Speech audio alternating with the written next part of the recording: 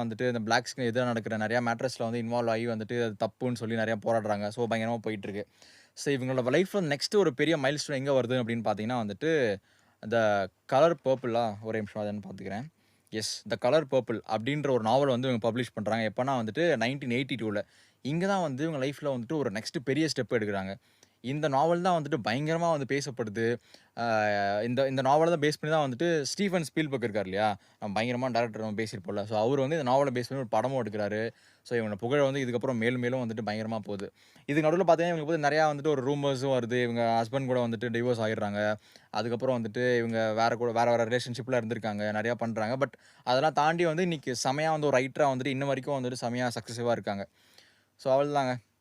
நடுவுல நெறைய நடந்துச்சு. பட் நெறைய கான்ட்ரோவர்சிலாம் நான் பேச வேணாம் அப்படின்னு பார்க்குறேன். ஸோ இதுலருந்து என்ன தெரிய வருது அப்படின்னா வந்துட்டு, ஒரு பிளாக்கா வந்துட்டு சமூகத்துல வந்து ரொம்ப கீழ இருந்த ஒரு பெண்மணி வந்துட்டு, அவங்களோட நாவல வச்சு ஒரு